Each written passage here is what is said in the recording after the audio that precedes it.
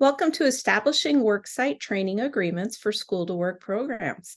I'm Jane Collins, Training Specialist with the Illinois Center for Transition and Work. And I'm Melanie Phelan, also a training specialist with the Illinois Center for Transition and Work. During today's webinar, we will begin by explaining the importance of policies and procedures in the development of school to work programs. Our focus today will primarily be on worksite training agreements. We will describe a process of writing agreements that will be clear and specific for administrators, school staff, employers, parents, and students so that all participants are on the same page throughout your school year. We will provide a worksite training agreement template that can be used in a variety of programs. We will also demonstrate how to customize templates for your individual use. The following statement was taken from a guide titled A Transition Guide to Post-Secondary Education and Employment for Students and Youth with Disabilities. This guide was developed in coordination with the Office of Special Education, Rehabilitation Services, and the United States Department of Education. The statement reads as, to ensure the success of community-based work experiences, VR agencies are encouraged to develop agreements with the employer and student or youth with a disability that describe the training objectives, services to be provided, timelines, and financial responsibilities necessary for successful community-based work experience.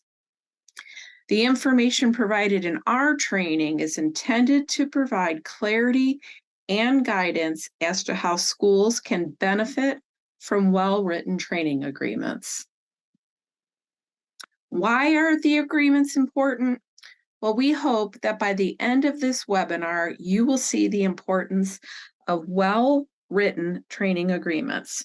During the next set of slides, I will show how WSTAs provide guidance, consistency, accountability, efficiency, and clarity on how work programs operate.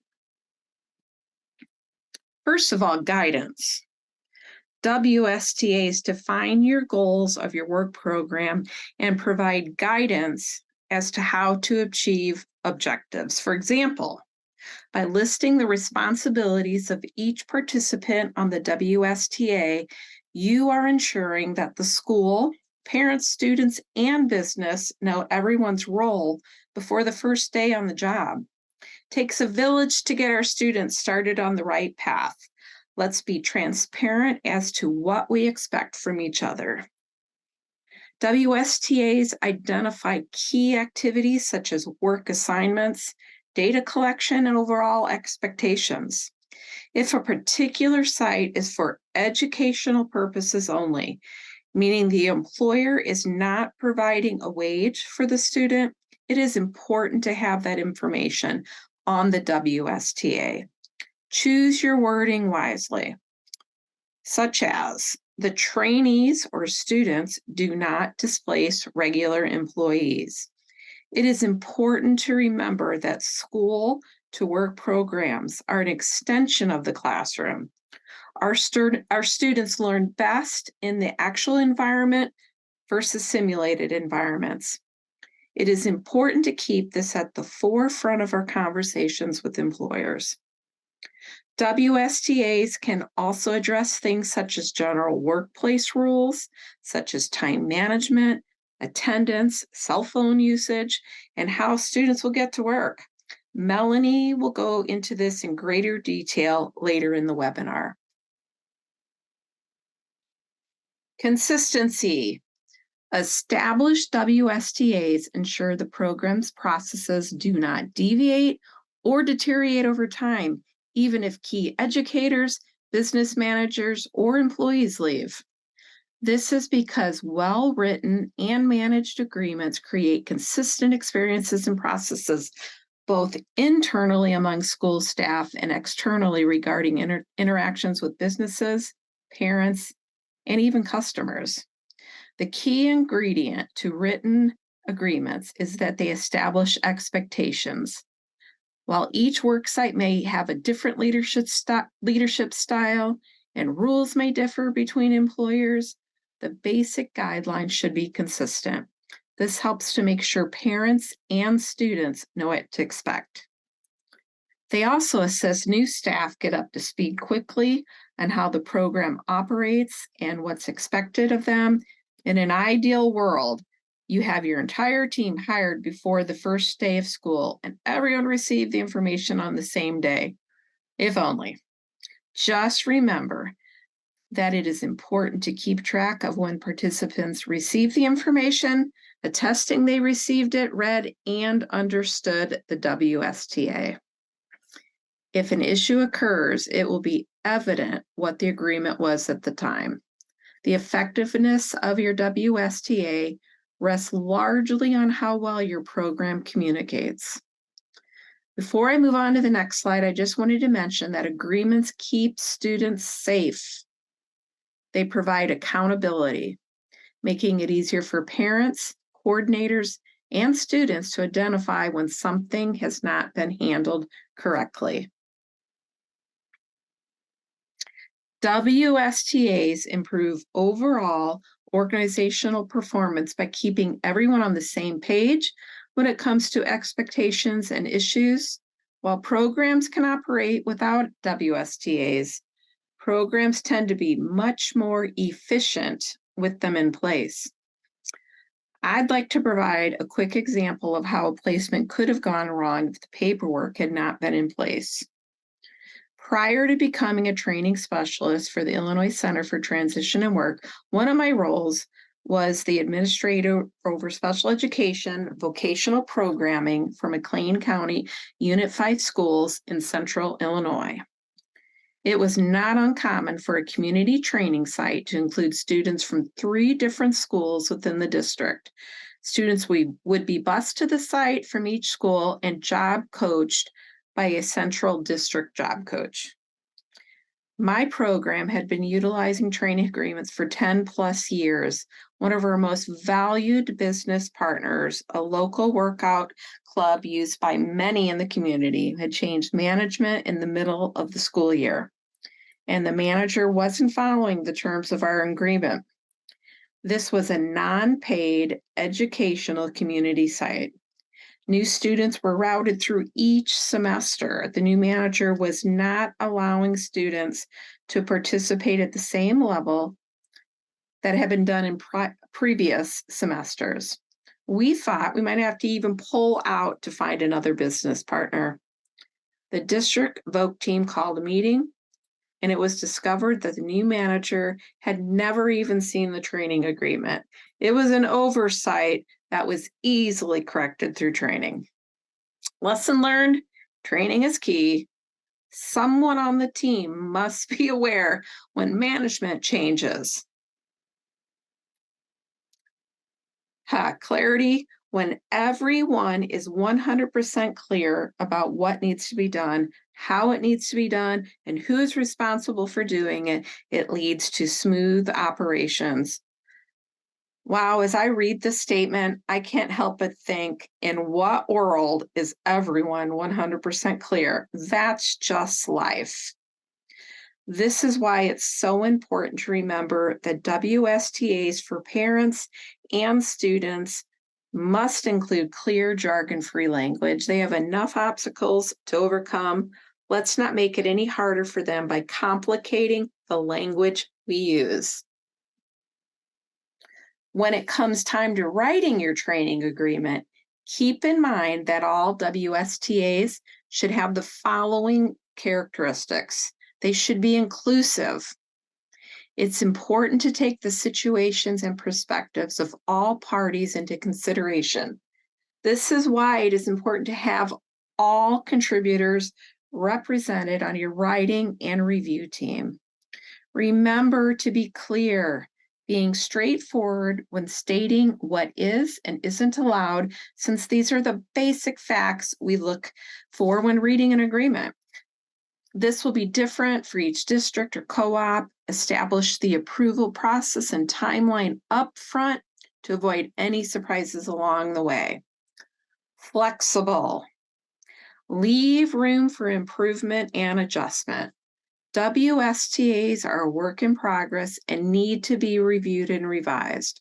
When our team met with that new manager at the local workout club, the WSTA was revised to include a statement about when there is a change in management. It is the responsibility of the vocational school staff to review the WSTA with management. Final approval. Submit your WSTA to your administration for final approval before sharing anything with the business. Again, you are assuring that everyone is on the same page before starting. Communicating with your administration is essential so that you have the support should an issue or concern come up throughout the school year. Now it's time to prepare for implementation, initial and ongoing. During the initial implementation, it is important to review the WSTA with pertinent vocational educators and arrange time for questions and answers. It is important to take the time to make sure your vocational team understands the content within the agreement. It is also important to remember to review the WSTA anytime your program undergoes large-scale changes, such as a change in administration, teacher changes, a business partnership changes. The best way to ensure that you will not forget is to schedule annual WSTA review meetings with pertinent vocational educators. Melanie will now take you through the components of worksite training agreements.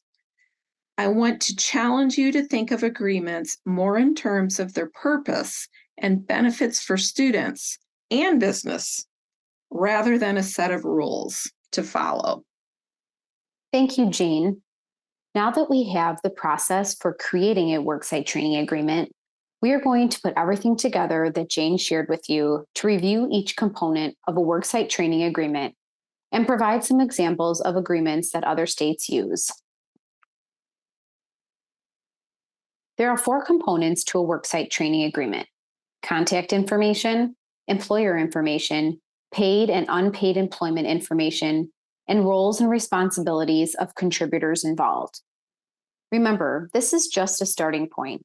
There is no one correct way to put together an agreement. Each example I show you has different information that you can use to create your own worksite training agreement template. In the end, it may be up to your administrator and/or legal department on how things are organized and what information will need to go in the agreement. I have had many different experiences with developing and implementing worksite training agreements. One particular worksite agreement that I worked on took over a year to develop and agree upon the language before we could begin training at that site. I mention this because these agreements are not one and done. They can take time to develop and implement within your work training program. They also require occasional review throughout the term of the training or employment period to make sure there are no changes. One thing I want to point out is on some of these slides, you will see information repeated. The reason for this is because you can put this information in the section that makes the most sense to the organization of the agreement for your program and the business or employer. Let's move on to the first section. The first section we will go through is contact information. Contact information should include all of the student information you feel is necessary to include, school information, which also includes the teacher or coordinator's information, and you could even put the administrator's name and info as well. There should be a section where it explains whether the site will be paid or unpaid. This should be determined early in the process. Being a paid site might require more paperwork than just the agreement between your school and the business.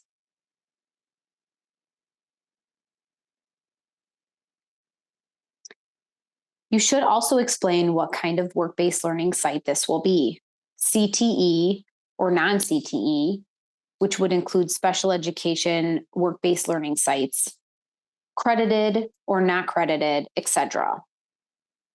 As for the verbiage referencing the school code, you don't have to include this statement, but it might be a good idea as a reminder to staff and employers. Businesses are not going to be familiar with this act, so if you don't include this information, you may want to explain the importance of keeping this information up to date for the sake of the students' records.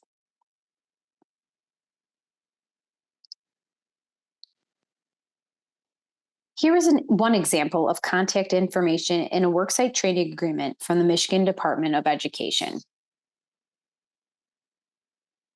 As you can see, the learner information takes up most of the contact section in this agreement.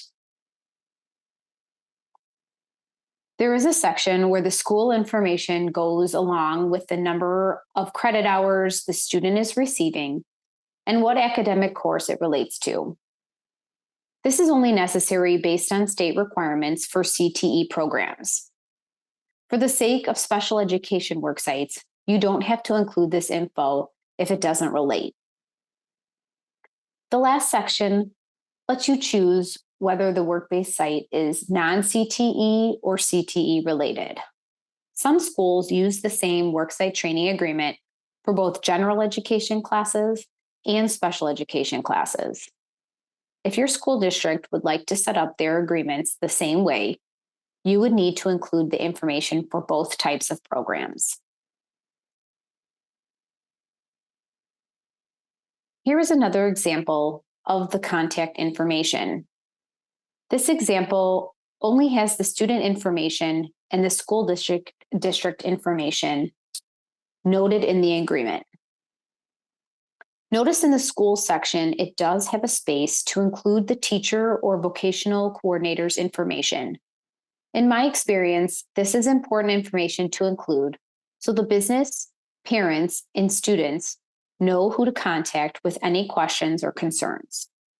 It is important to think about what information is necessary to include in this section to accurately communicate to the business about the student worker and school district.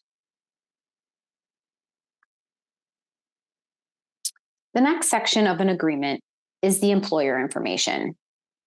The most important parts in this section will include all the business information, such as name, address, supervisor's name, and contact info. It may also include insurance information for the business and possibly the school, as well as the job title of the student, worker, and type of work-based learning site.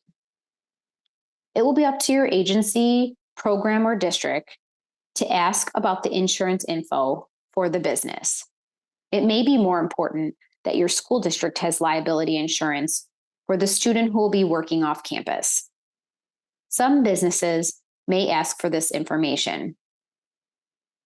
One piece of information that is important to have is the contact information for every person you may communicate with at this work site. It doesn't necessarily have to be on this agreement.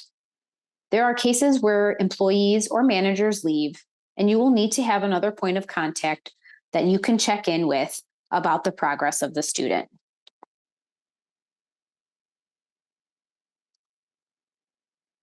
Here is one example of the employer information section. It includes all the basic information I spoke of and includes specific information for the business, such as the insurance information and carrier, along with the policy number.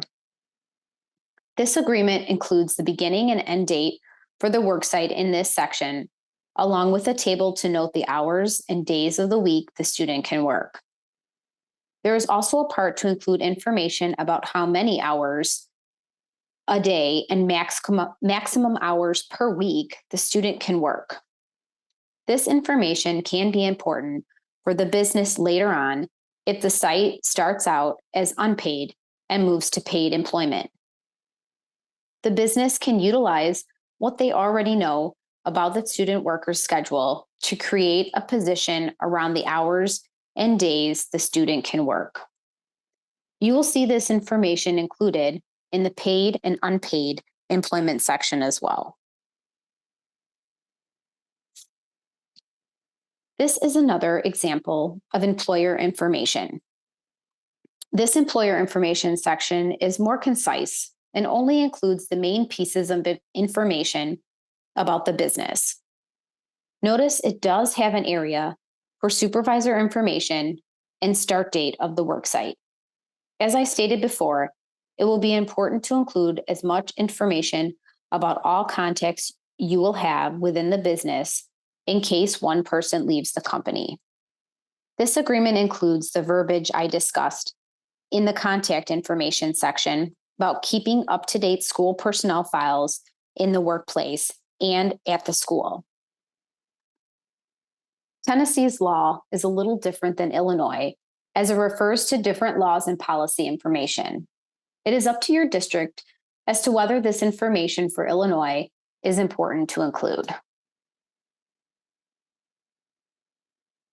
The next section is paid and unpaid employment information. This will be an important section because you will be describing the type of work the student will be doing and a schedule for the worksite. The schedule will be important, as I stated previously, because if this site is unpaid but can move into a paid position, the supervisor will already know the student's schedule and can customize the position to when and how many hours they can work. The start and end date of the worksite is important to determine ahead of time, especially if your program switches job sites every 3 to 4 months, or you have to work around the school calendar. Businesses are not familiar with the school calendar or how transition programs run.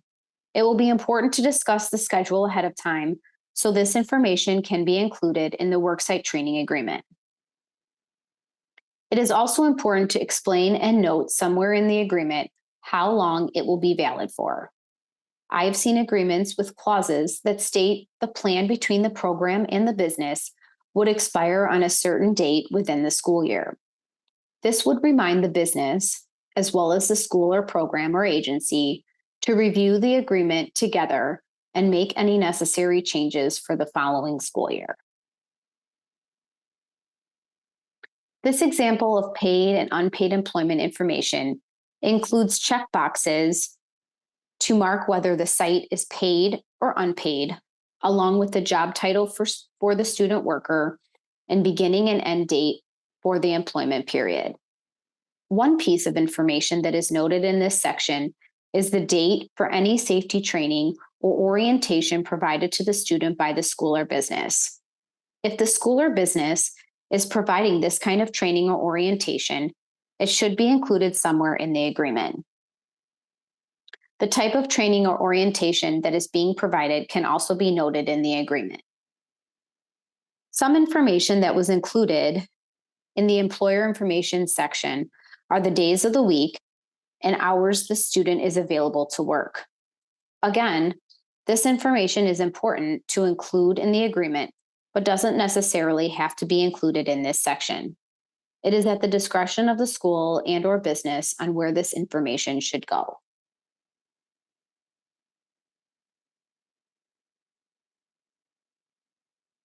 This is another example of paid and unpaid employment information that shows a table for work hours and days of the week the student is available to work. The checkboxes to the right allow the school and business to determine what type of work-based learning site this will be. Notice they included a box for transition-based worksite experiences, which can mean it is an agreement that is used for CTE and non-CTE programs. This agreement makes a note at the bottom about employability skills the student will be focusing on during their placement at the worksite. This list will be helpful to the business as well as parents and students to understand what other skills the students will learn on the job besides the work tasks. It may be helpful to list out on a separate document examples of employability skills the students will be learning, or discuss them with parents and students if you decide to include them in the agreement.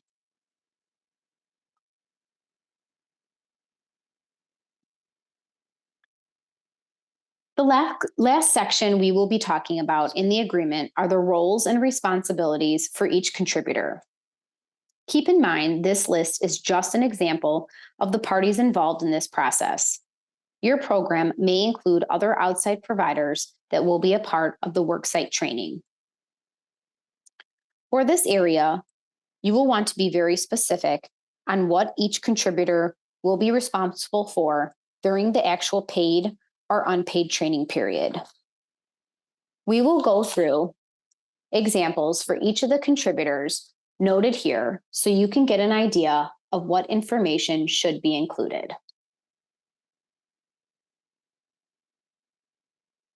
The first section should be the student responsibilities.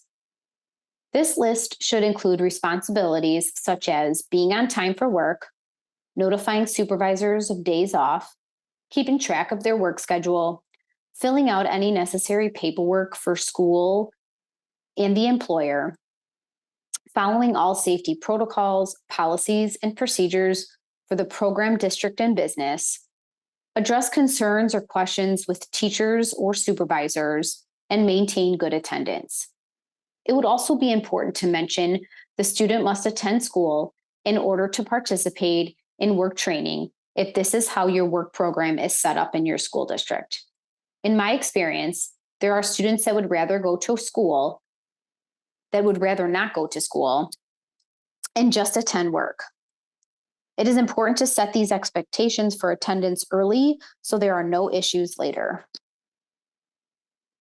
You could list out the specific policies and procedures the student needs to follow while participating in job training in this document. Or if the list is too long, you could create a separate policies and procedures document that is attached to the worksite training agreement. The parent guardian section is next and can include information such as providing transportation for the student if the school district is not providing the transportation, give permission for the student to participate in work-based learning, be responsible for the student's actions at the job site, provide support that will encourage the student to complete the necessary requirements for the work experience, agree to any information that needs to be released to the employer. The information released will be at the discretion of the school and parent, and participate in any progress reviews or IEP meetings and disclose any vital information that may affect the development or success of the student on the job. How much you want parents to be involved in the work-based learning process will determine what responsibilities you list in this section. The next area is the school's roles and responsibilities with work-based learning. This section can list information such as making sure they align the student's transition and vocational goals with the work placement, assigning a certified teacher or vocational coordinator to support the students and make regular check-ins, providing a job coach to support the student on the job, taking care of necessary documentation for the student and any paperwork for the business, providing parents with updates on progress, adhere to Illinois state labor acts and child labor laws, provide some type of credit of completion or participation towards graduation or program credit requirements, follow the curriculum of work-based learning, and provide any necessary orientation the student needs to have before they start work training. The last section of roles and responsibilities is for the employer. This section can include information such as providing any necessary training or orientations that are important to the position the student will be working in. This can include computers, equipment, machinery, or materials related to their job duties, providing supervision for the student on the job by a work-based learning mentor the business assigns, completing evaluations on the student's performance and how often these evaluations will be completed, not place student in any dangerous situations that could cause them harm, provide liability insurance or proof of having some kind of insurance to protect the student. If student is being paid, guaranteed student will be paid at least minimum wage and provide information about earnings. It may be beneficial to sit down with the parties involved in the work-based learning process to provide feedback on the development of these responsibilities for the work agreement. You may get more buy-in from everyone involved if they each have a say in how the worksite training will be run. We would like to thank you for joining our webinar today. In summary, developing well-written worksite agreements provide guidance to make sure the school, parents, students, and business know what to expect. Well-written and managed agreements create consistent, efficient, and accountable experiences and processes for all parties involved by keeping everyone on the same page. It's also important to remember to include clear, jargon-free language that all participants can understand. This will empower partnerships to be more collaborative and productive. These plans also provide students with an individualized plan for success on the job and the employer with a qualified worker who is able to perform specific job tasks within the work environment. It is beneficial to develop these agreements before the worksite has begun. The agreement will outline each contributor's role and provide guidelines that will give clarity to the overall outcome of the worksite for the student. When developing these documents with a community business, keep in mind that this could be a school's first experience with building a business partnership that could ultimately be a lasting resource the school can utilize for years to come.